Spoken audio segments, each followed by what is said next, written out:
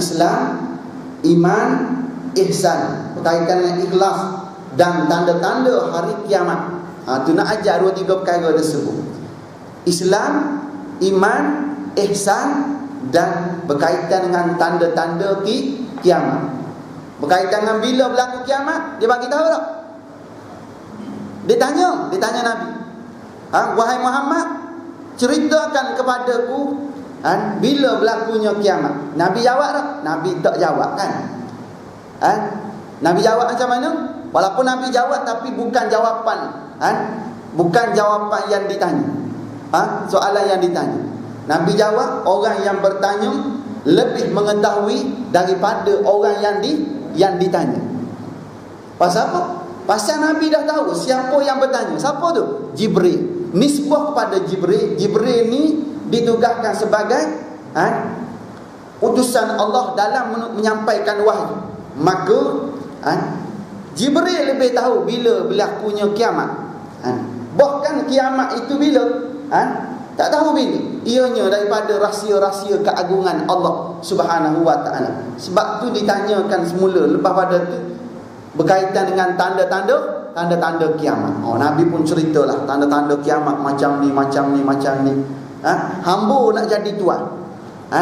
Dia ni tuan, dia ni pekerja, dia nak jadi bos. Tu tanda-tanda kiamat juga. Kita tengok. Tu perkara yang pertama berkaitan dengan apa yang berlaku berkaitan dengan malaikat datang menjelma sebagai seorang manusia. Lepas tu yang kedua, rukun Islam. Antara benda penting dalam hadis ni cerita berkaitan dengan rukun Islam. Bila mana rukun ni benda paling penting dalam urusan ibadah kita. Benda paling penting. Terbabah dalam 4 rukun, maka habis ibadah kita. Kita tengok sepintas lalu. Setelah itu orang yang datang tadi bertanya kepada Nabi tentang Islam, iaitu apakah Islam? Lalu Nabi pun menjawab sebagaimana yang tersebut dalam hadis tersebut, iaitu pertama mengucap 2 kalimah syahadah, kedua mendirikan sembahyang, ketiga mengeluarkan zakat, keempat berpuasa bulan Ramadan, kelima mengerjakan haji di Baitullah jika ada kemampuan menurut syarat. Nabi cerita rukun Islam yang 5 tu. Ramai di zaman kita hari ini faham Islam itu 5 perkara. Memang rukun 5 perkara tu. Memang rukun tu ada 5, rukun Islam tu ada 5, tak nafi. Belajarlah mana pun rukun tu ada berapa? Ada 5 rukun Islam. Memang betul. Cuma kadang-kadang masyarakat kita mula jadi silap faham. Dia kata kita dah mengucap 2 kalimah syahadah. Ya betul. Kita dah solat, kita dah keluarkan zakat, kita dah puasa, kita dah pergi haji. Kalau macam tu sempurna rukun, balik haji tutup buku, tak payah datang surah, tak payah datang masjid lagi kan. Dah sempurna rukun. Kalau kita anggap itu hanya sebagai semata-mata rukun, kita lupa di sebalik 2 kalimah syahadah itu ada satu perkara yang cukup besar yang perlu kita fahami berkaitan dengan tuntutan di sebalik 2 kalimah syahadah. Yang mana kalau kita hanya mengucap 2 kalimah syahadah, puasa, solat, puasa, zakat dan haji, maka Islam itu lebih kepada ibadah kan. Puasa, solat, puasa, zakat, haji. Lepas tu mengucap 2 kalimah syahadah. Lain pada tu tak ada kan. Berkaitan dengan nak lantik pemimpin, berkaitan dengan hudud, kisah, takzir, tak ada kan. Tu yang jadi silap faham pada hari ni. Silap faham cukup besar pada hari ni. Bila mana orang faham Islam sekadar rukun, tidak ada kefahaman berkaitan dengan rukun iman itu sekali. Dia kena gabung jalin Islam, iman dan ihsan. Kalau kita hanya faham rukun Islam semata-mata, bahkan fahaman Islam tu pun tak sampai pada maksud yang sebenar. Sedangkan bila mana kita mengucap 2 kalimah syahadah, tu penyaksian kita betapa kita ni nak terima semua ketetapan Allah Subhanahu wa taala, hukum hakam Allah, qada qadar Allah, semua ketetapan tersebut kita kena terima. Duduk dalam ruangan syahadah itu. Sebab tu tuntutan 2 kali bersyahadah. Syahadah kita dengan Allah, tuntutannya mana dia? 30 juzuk Al-Quran tu semua tuntutan syahadah yang pertama. Syahadah kita dengan Allah Subhanahu wa taala. Yang kita mengaku tidak ada Tuhan melainkan Allah, maka tuntutannya kita kena laksanakan 30 juzuk Al-Quran tu, itu tuntutannya. Nafi salah satu daripada ayat, nafi salah satu daripada kalimah, ataupun nafi salah satu daripada huruf yang melengkapi kalimah, dah cukup untuk merosakkan akidah kita, rosakkan Islam kita, rosakkan akidah kita. Cukup dengan satu huruf yang kita tolak, yang mana huruf tersebut lah yang melengkapi ayat-ayat Al-Quran itu. Habis dah akidah itu. Tapi orang tak faham, dia nampak kita Islam ni dia. Lepas tu yang kedua, syahadah kita dengan Rasul. Mana tuntutannya? Kan kita dah menyatakan, kita bersaksi bahawa Nabi Muhammad itu pesuruh Allah. Bila mana dah mengaku macam tu, kita dah mengaku untuk terima semua yang datang daripada Nabi. Tak kira lah dalam bentuk ucapan, tak kira dalam bentuk perbuatan, tak kira dalam bentuk akhlak Nabi, takrir daripada Nabi. Semua tu kita kena terima. Cuma pelaksanaannya tu macam mana? Ada dalam bentuk wajib, ada dalam bentuk sunat. Yang wajib kita kena buat sedaya upaya kita, kecuali uzur, satu je uzur syar'i, satu tu je. Manakala melibatkan perkara sunat, walaupun dia sunnah Nabi, tapi label hukumnya sunat, maka ketika itu kita mampu buatlah dengan sedaya upaya. Tak mampu buat, kena tanam dalam hati kita dengan penuh keazaman untuk buat bila-bila masa, bila mana kita mampu. Itu kedudukan macam tu. Kena buat macam tu. Kalau tak sampai maksud. Sekadar amalan-amalan sunnah biasa, bagus tu yang sunat. Tapi ada amalan sunnah yang Nabi tekankan pada kita, melibatkan kewajipan, kewajipan bernegara. Nabi tekankan pada kita. Tapi kadang-kadang masyarakat kita tidak didedahkan perkara ni dengan baik. Bila mana macam tu, orang jadi silap faham. Bila mana kita cerita berkaitan dengan siapa kita nak pilih di masjid, kita cerita benda ni di dalam masjid, orang marah ni. Kriteria sebagai seorang pemimpin, kita cerita di masjid, di surau. Ustaz ni bukan tempat dia. Sepenuh berdebat dengan seorang datuk, tengah-tengah kuliah macam ni. Datuk ni bangun, dia tak cakap lagi. Dia pergi mana? Dia pergi luar, dia pergi dapur, dia ambil gelas macam ni. Dia panas kot, dia minum air, lepas tu dia masuk balik, bawa gelas macam ni, besar ni, bawa. Lala sekali sampai depan saya, ditutup telinga macam ni. Alamak, kata memang dia tak nak dengar apa yang kita cakap. Tak dengar balik kan? Tak nak dengar balik je. Ni masuk ke tengah-tengah orang macam tu, ditutup telinga macam ni. Lepas tu dia tak tahan sangat, dia kata berhenti. Berhenti. Kita cerita pasal apa gitu? Cerita kriteria nak pilih pemimpin. Garis panduan garis panduan yang disusun oleh para alim ulama berasaskan Quran dan hadis. Kita tengok kriteria sebagai seorang pemimpin. Mana sifat-sifat sebagai seorang pemimpin yang kita nak pilih. Masa tu dekat dengan musim pilihan raya. So cerita bam satu-satu. Ni berdebat sikit. Kita cerita dia cerita. Dia kata kita ni tak betul ni. Mana boleh cerita benda ni macam ni? Ustaz dah berkempen dalam surau, ustaz dah berkempen sekarang ni. Kita nak report kat Jais. Mak kata penat sungguh, kata kalau macam ni. Saya ada sebut nama parti politik ke? Satu. Kalau sebut nama parti politik, boleh kita kata ini berkempen. Betul kan? Pasal apa? Pasal kita guna platform ini untuk memenangkan sesebuah parti politik sahaja. Tapi kita hanya hari ini kita nak memahamkan Islam kepada masyarakat. Salah ke? Kita cerita pada hari ini nilai-nilai murni yang ada dalam Islam. Kita cerita balik. Cerita. Dalam sekali dia mati kutu. Walaupun dia datuk, minta maaf kalau ada datuk sini. Datuk sini bagus ni. Saya cerita datuk hak ada tempat tu. Cerita datuk ni dia bukan mengaji agama pun tuan-tuan. Kita baca ayat ni dia pun mati kutu. Kita baca hadis ni dia pun jadi terduduk. Dalam sekali susahlah bercakap dengan ustaz ni. Sikit-sikit Quran. Sikit-sikit hadis. Habis tu. Sebab tu saya tak nak cakap sebenarnya. Kalau bercakap dengan orang jahil, jangan kita lebih-lebih sangat. Takut-takut dia rosak dengan sebab kita. Takut-takut dia nak lawan hujah kita tadi. Dia menafikan hukum. Dia menafikan ayat-ayat Allah. Ni takut benda-benda macam tu. Dalam sekali saya fikir-fikir balik ni bahaya ni. Pasal kita bercakap dengan orang memang tak nak faham. Sampai satu tahap sikit-sikit Quran. Kita ni kalau tak nak guna Quran, nak guna apa lagi sebenarnya, nak tanya?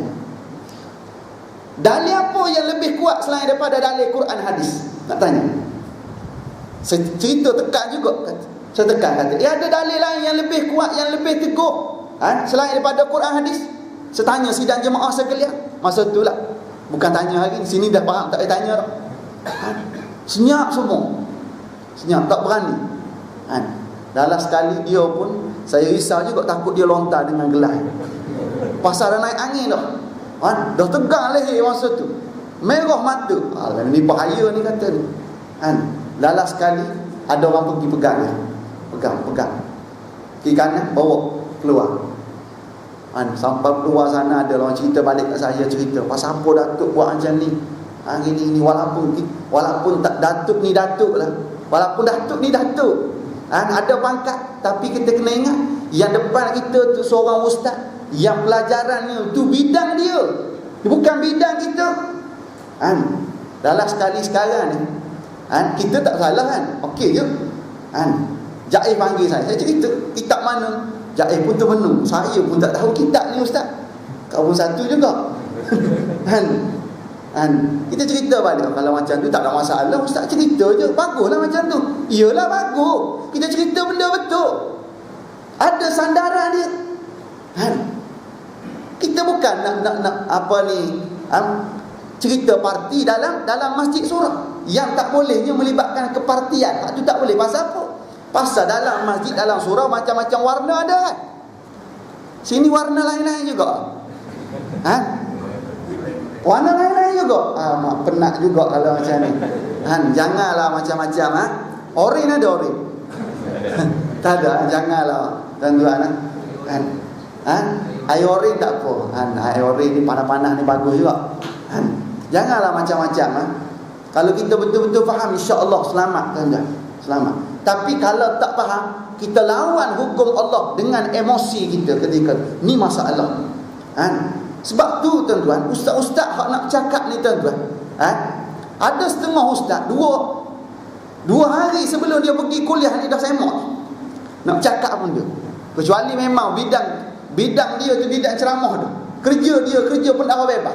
Memang spontan macam tu pun keluar tuan-tuan. Pasal memang tiap-tiap hari, tiap-tiap masa dia cerita. Tak payah tengok kitab pun dah ada. Peluru banyak tuan-tuan. Nak tembak bila-bila masa boleh. Tak ada masalah. Cuma tunggu je. Tunggu sasaran tu ada tak? Ada je sasaran, tembak terus. Kena tu habis. Tu yang masa tu selepas berlaku macam tu, kereta saya pun kena. Kereta saya 2 biji kena masa tu. Kena simbah IC. Lepas tu rumah saya pun kena. Kenapa? Kena bakar mercun Cina tu.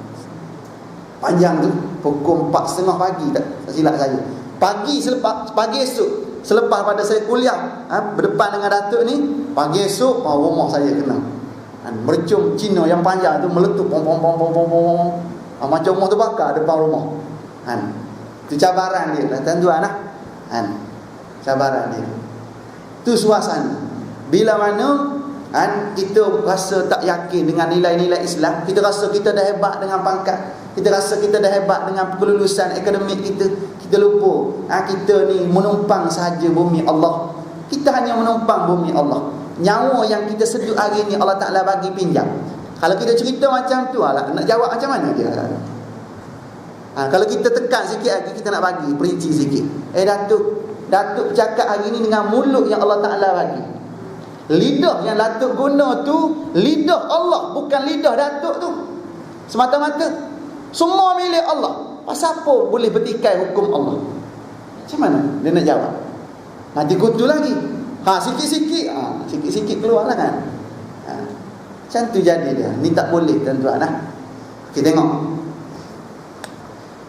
Inilah rukun Islam yang 5.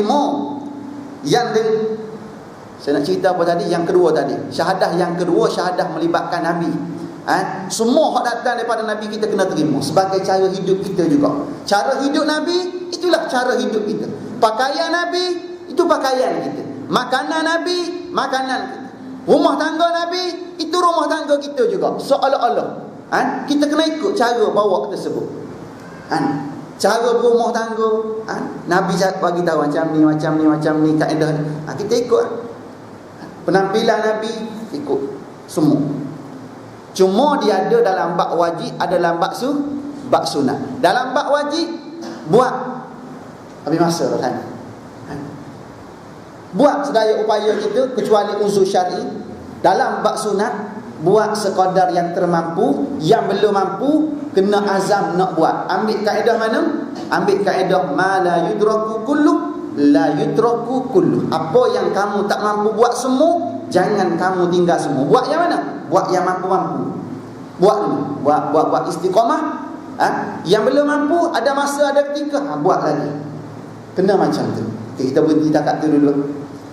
Akan datang kita cerita rukun Islam ke apa benda berkaitan dengan panjang lebar ni. Syahadah tamu saya dah cerita lebih kurang, tapi kita cerita lagi akan datang berkaitan dengan perkara ni dengan lebih terperinci lagi lah. Moga-moga dengan kefahaman cuba kita bincang ini dapat menjadikan lebih teguh pendirian kita. Kita nak pendirian kita ni tak boleh digugat oleh mana-mana pihak, tuan-tuan. Marilah warna mana sekalipun, marilah tawaran mana sekalipun, derma mana sekalipun, tapi dah ada pulang balik dah derma tu. Derma boleh pulang balik. Alamak, pening kita nak jawab, tuan-tuan. Derma main pulang-pulang macam tu je.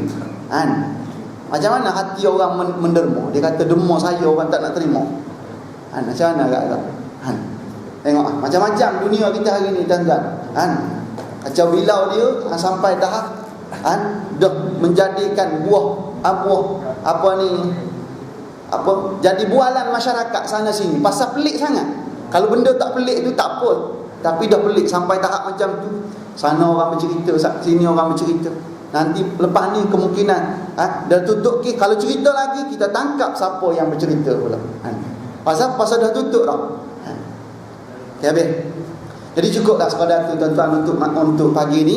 Apa yang kita bincang, moga-moga ada di sana sedikit manfaat untuk kita uruskan umur yang berbaki. Moga-moga kita lebih istiqamah lagi dalam urusan ketaatan kita kepada Allah Subhanahu wa taala, kerana tidak ada benda lain, tidak ada perkara lain, tuan-tuan, untuk kita bawa kepada Allah. Tidak ada perkara lain kecuali amal ibadah yang penuh dengan keikhlasan. Maka itulah yang akan membela kita untuk kehidupan selepas daripada saat kematian kita nanti. Moga-moga ianya lah pembela kita semua, insya-Allah. Sekadar itu saja. Apa yang baik datang daripada Allah, yang kurang, kelemahan dan kejahilan saya sendiri, mohon maaf, mohon ampun di atas segala kekurangan dan ketelanjuran. Siru ala barakatillah. Assalamualaikum warahmatullahi wabarakatuh. A'udzubillahi minasyaitonirrajim. Bismillahirrahmanirrahim. Alhamdulillahi rabbil alamin, wassalatu wassalamu ala rasulihil amin wa ala alihi washabbihi ajma'in. Allahumma faqqihna fid din wa 'allimna at-ta'wil wahdina siratal mustaqim siratal ladzina an'amta 'alaihim minan nabiyyin was-siddiqin wasyuhada'i was-shalihin wa hasuna ulaika rafiqa ya arhamar rahimin. Wassallallahu ala sayyidina Muhammad wa ala alihi washabbihi ajma'in. Walhamdulillahi rabbil alamin. Taqabbalallahu minkum.